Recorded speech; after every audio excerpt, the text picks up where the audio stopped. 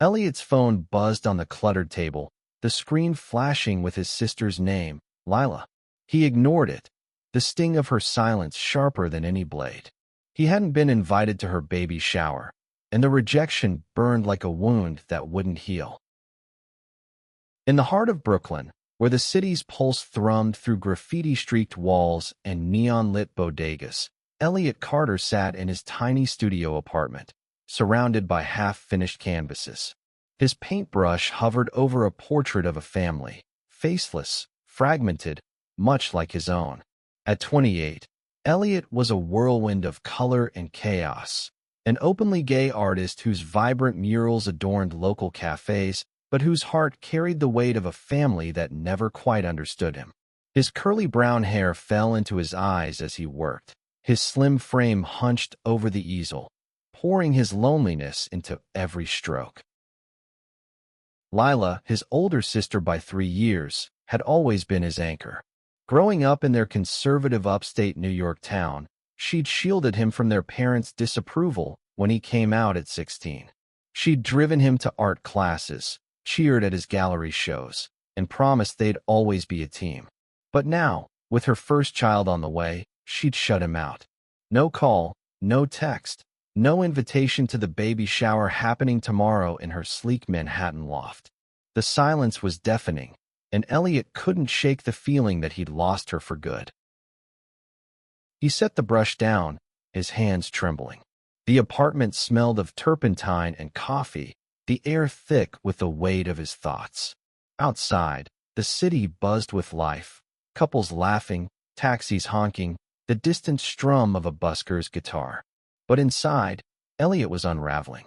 He opened his phone, scrolling through old photos. Him and Lila at Coney Island, eating cotton candy, Lila braiding his hair when he was 10, the two of them sneaking into a dive bar to celebrate his first art sale. How had they drifted so far apart? The doorbell buzzed, sharp and insistent. Elliot froze. He wasn't expecting anyone. Wiping his paint-stained hands on his jeans, he opened the door to find Caleb, Lila's husband, standing there. Caleb was a broad-shouldered construction worker, his flannel shirt rolled up to reveal forearms dusted with sawdust. His dark eyes, usually steady, flickered with something Elliot couldn't place. Guilt, maybe, or fear. "Elliot," Caleb said, his voice low, almost a whisper. "We need to talk." Elliot's stomach twisted. Caleb had always been kind but distant, a man of few words who preferred action to conversation. They'd never been close, but there was no hostility. Until now, standing in the doorway, Caleb looked like a man carrying a secret too heavy to hold. "Come in," Elliot said, stepping aside. The apartment felt smaller with Caleb's presence, his work boots scuffing the hardwood floor. Elliot gestured to a mismatched chair by the window, but Caleb didn't sit. Instead, he paced, running a hand through his short black hair. "I didn't know if I should come," Caleb started, his voice rough. "Lila doesn't know I'm here." Elliot's heart sank. "What's going on? Why wasn't I invited to the shower? Did I do something wrong?" Caleb stopped pacing, his gaze locking onto Elliot's. "It's not about you doing something wrong. It's complicated, and it's about me." The words hung in the air, heavy with implication. Elliot's mind raced. Was Lila sick? Was the baby okay? He leaned against the wall, bracing himself. "Just tell me, Caleb. What's happening?" Caleb took a deep breath, his hands clenched into fists. "The baby, it wouldn't exist without you." Elliot blinked, the words not computing. "What are you talking about? I haven't even seen Lila in months." Caleb's face crumpled, a mix of shame and desperation. "I mean, I'm not the father. Not biologically. You are." The room spun. Elliot gripped the edge of the table, his knees weak. "What?" His voice was barely a whisper, the world tilting beneath him. Caleb's eyes glistened, and he stepped closer, his voice breaking. 2 years ago, when Lila and I were struggling to conceive, we went to a clinic. I couldn't. My test came back I'm infertile. Lila was devastated. We didn't tell anyone, not even you. But she wanted a baby so badly, and we decided to use a donor. She picked you, Elliot. She wanted the baby to have your spirit, your heart. We used your donation from the bank you'd signed up for years ago. Elliot's mind reeled. He'd donated sperm in college, an impulsive decision to pay off student loans. He'd never thought it would come back to him like this. His sister's baby, his baby? The thought was too big, too surreal. He sank onto the couch, his hands shaking. Why didn't she tell me? Elliot's voice cracked. Why keep me in the dark? Caleb looked away, his jaw tight. She was scared. Scared you'd judge her, or that it would change things between you. She thought it was easier to keep it secret. But when she didn't invite you to the shower, I couldn't let it go on like this. You deserve to know. Elliot's chest ached, a mix of betrayal and love crashing together. His sister had chosen him, in a way, but she'd also shut him out. He thought of the faceless family on his canvas, the empty spaces he couldn't fill. Now, those spaces had a name, a child, his child, growing inside Lila. I don't know what to do with this, Elliot admitted, his voice raw. I'm angry and confused. And God, I don't even know. Caleb nodded, his own eyes wet. I know. I'm sorry. I thought you should hear it from me before tomorrow. Before it's too late. The weight of Caleb's words settled over Elliot like a storm cloud. Tomorrow, Lila's friends and family would gather to celebrate a baby Elliot was tied to in a way no one else knew. A baby he hadn't been invited to welcome. He looked at Caleb, searching for answers in his tired face. What happens now? Elliot asked, his voice barely audible. Caleb met his gaze, steady for the first time. That's up to you. But I'm here. And Lila, she loves you. She's just scared. As Caleb left, the apartment felt emptier than before. Elliot stared at the canvas, the faceless family staring back. He picked up his brush, his hand trembling, and began to paint. A small, tentative stroke, the beginning of something new. The next morning, Brooklyn woke to a drizzle that painted the streets in shades of gray. Elliot hadn't slept. His eyes were red-rimmed, his mind a tangle of questions. The revelation from Caleb had cracked open his world, and he wasn't sure how to piece it back together. He stood at his window, watching raindrops streak down the glass. The city felt alive, oblivious to the storm inside him. He thought of Lila, her laughter, her fierce protectiveness. How could she keep this from him? The baby, his baby, was a bridge between them, but also a wall. He wanted to scream, to cry, to run to her Manhattan loft and demand answers. But fear held him back. What if she pushed him away for good? His phone buzzed again. A text from his best friend, Marcus, a flamboyant bartender with a knack for cutting through Elliot's chaos. You okay, babe? Heard you're not at Lila's thing. Spill. Elliot's fingers hovered over the keyboard, but he couldn't type the truth. Not yet. Instead, he called Marcus. "Elle, you sound like hell," Marcus said, his voice warm despite the early hour. "What's going on?" Elliot paced, the words spilling out. He told Marcus everything. Caleb's visit, the donor's secret, the baby. Marcus listened, his usual sass replaced by quiet empathy. When Elliot finished, Marcus let out a low whistle. "Damn, Elle, that's a lot. What are you gonna do?" "I don't know," Elliot admitted. "I want to see her, but I'm so mad. And hurt. And I don't even know what I am." Marcus's voice softened. "You're allowed to feel all of it. But you need to talk to Lila. Not tomorrow, not next week. Today. Before that shower happens and you're left out again." Elliot knew Marcus was right. He couldn't let this fester.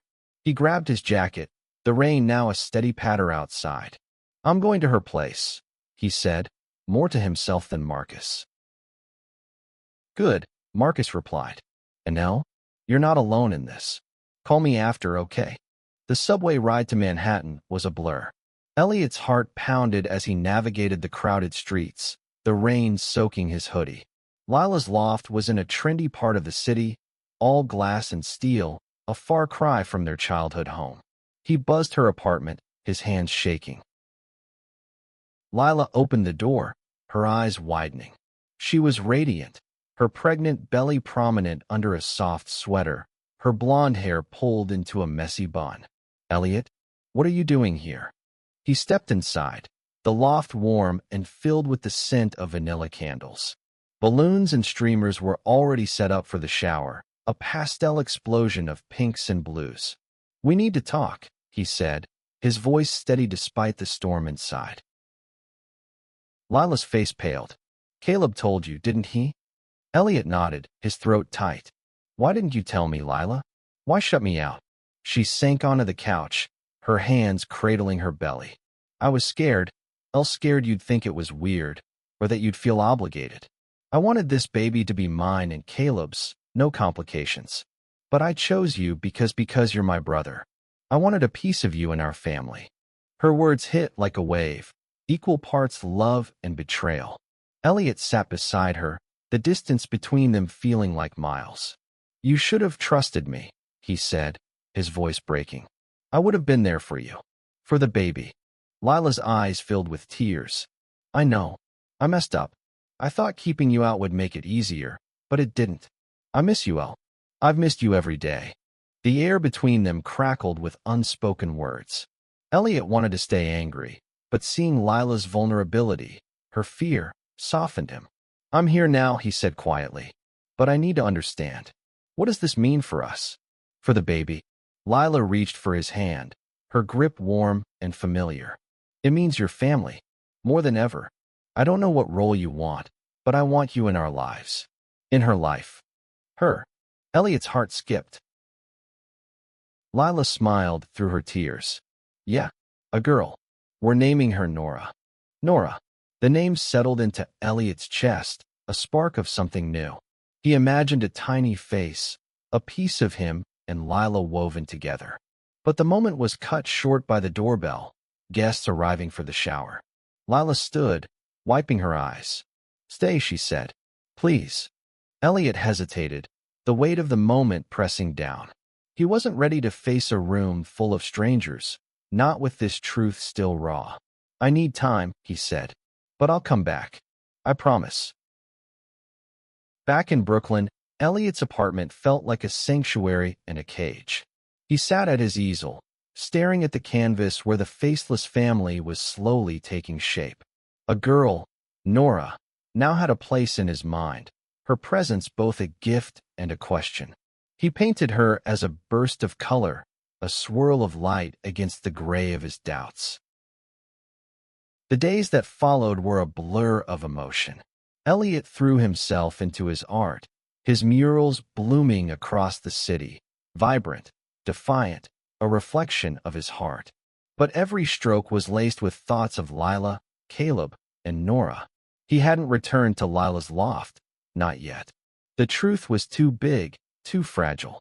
He needed to understand his own heart first. Marcus dragged him to a local queer art collective one evening, a pop-up gallery in a converted warehouse. The space was alive with color and sound, drag queens laughing, poets reciting, couples dancing to a pulsing beat. Elliot felt a flicker of belonging, but his mind was elsewhere. Marcus, ever perceptive, pulled him aside. "You're spiraling, El," Marcus said, his glitter-dusted face serious. "Talk to me." Elliot sighed, sipping a lukewarm beer. "I don't know what I'm supposed to be. A brother? A father? Something else? Lila wants me in Nora's life, but what does that even mean?" Marcus leaned against a graffiti-covered wall, his eyes soft. "It means whatever you want it to mean. You get to define this, El. Not Lila, not Caleb, not society. You." The words lingered as Elliot wandered the gallery, his gaze catching on a sculpture of intertwined hands. Different shades, different stories, united. He thought of his own hands, stained with paint, reaching for something he couldn't yet name. He wanted to be part of Nora's life, but not as a shadow, not as a secret. That night, he called Caleb. The conversation was awkward, stilted, but necessary. "I want to be involved," Elliot said, his voice firm. "Not as a father, but as me. Her uncle, her family. But I need you and Lila to be honest with me. No more secrets." Caleb was quiet for a moment, then said, "We can do that. I promise. Lila's been a mess since you left. She wants you back, El." The next weekend, Elliot met Lila and Caleb at a quiet park in Brooklyn. The air was crisp, the leaves a riot of red and gold. Lila's belly was rounder now, her movements slower. She hugged Elliot tightly, her tears soaking his jacket. "I'm so sorry," she whispered. "I was wrong to keep you out." Elliot held her, his anger melting into something softer. "I'm here now," he said. "Let's figure this out together." They sat on a bench, Caleb's arm around Lila, Elliot beside them.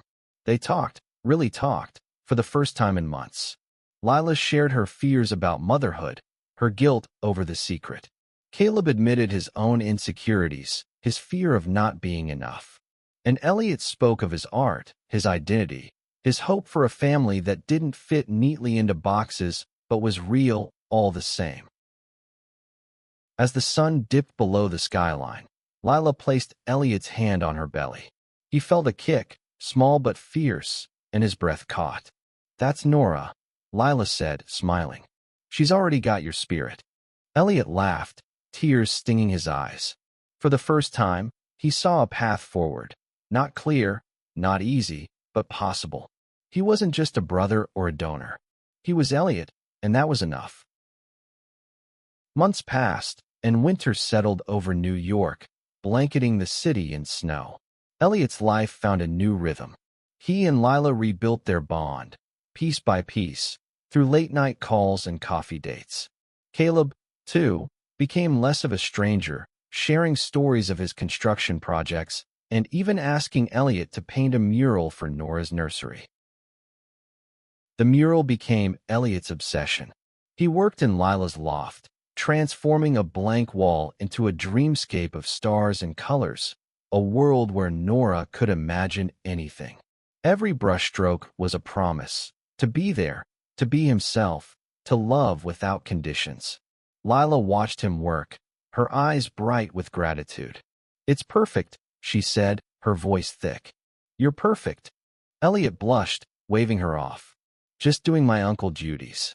But the word uncle didn't capture the complexity of his feelings. He was more than that, yet less than a father. The ambiguity was both a challenge and a gift, a space where he could carve out his own role. He started a journal, writing letters to Nora, stories of his life, his art, his journey as a gay man in a world that didn't always understand. He wanted her to know him, not as a secret, but as a truth. One evening, as snow fell outside, Elliot attended a support group for queer families. The room was filled with stories, chosen families, unconventional bonds, love that defied norms. A trans woman shared her journey as a non-biological parent, and an older gay couple talked about raising their adopted son. Elliot listened, his heart swelling. He wasn't alone. His story, messy and raw, was part of a larger tapestry. He spoke up, his voice steady. "My sister's having a baby, my biological child, but not mine to raise. I'm figuring out what that means. I want to be there, but I don't know how." The group nodded, their faces kind. A woman with a buzz cut leaned forward.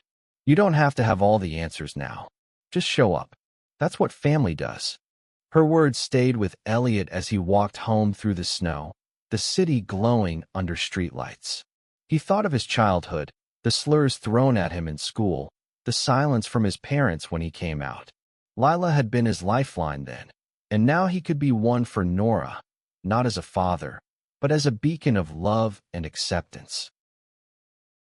When Nora was born, Elliot was at the hospital, pacing the waiting room with Caleb. Lila's labor was long, and Elliot's nerves frayed with every passing hour. When Caleb finally emerged, his face lit with joy, Elliot's heart stopped.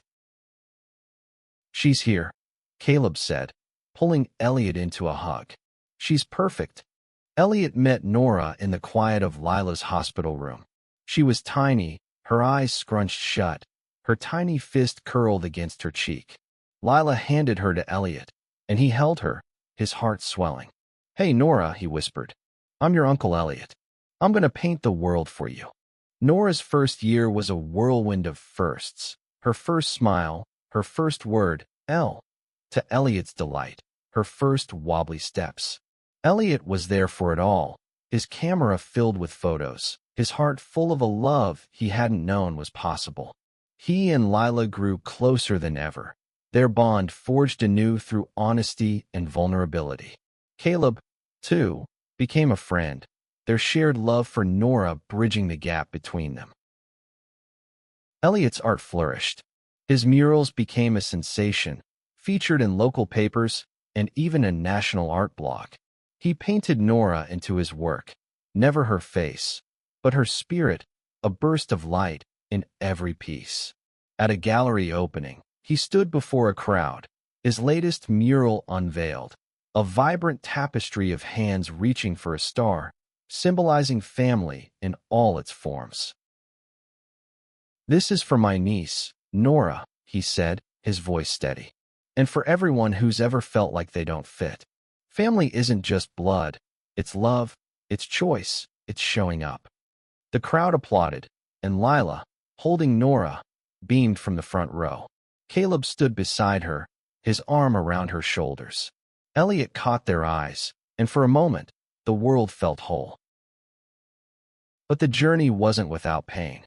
Elliot's parents, still distant, struggled with his role in Nora's life. At a tense family dinner, his mother questioned why he was so involved. "You're not her father," she said, her tone sharp. Elliot took a breath, his voice calm but firm. "I'm her uncle. I'm her family. And I'm here because I love her." Lila reached for his hand under the table, her grip fierce. Later, she pulled him aside. "I'm proud of you," she said. "You're teaching Nora what it means to be brave." As Nora grew, Elliot became her safe haven. He took her to art classes, told her stories of the city, taught her to see beauty in the chaos. On her first birthday, he gave her a tiny paintbrush, her chubby hands waving it like a wand. Lila laughed, snapping a photo. "She's going to be just like you, El." And maybe she was. But Nora was also herself, a blend of Lila's strength, Caleb's quiet resilience, and Elliot's wild heart. He wasn't her father, but he was something just as vital, a guide, a protector, a piece of her story. One evening, as Elliot tucked Nora into bed, her tiny hand curled around his finger. He looked at her, her eyes bright with trust, and felt a peace he'd never known. The pain of not being invited to the baby shower, the shock of Caleb's confession, the uncertainty of his role, all of it had led to this moment. He wasn't just a donor, a brother, or an uncle. He was Elliot, and his love for Nora was a masterpiece, painted in every choice he made to stay. As he left her room, Lila was waiting, her eyes soft. "Thank you," she said, "for being you." Elliot smiled, his heart full. Always. The city hummed outside, alive with possibility. And in that small apartment, a family, unconventional, messy, beautiful, found its way.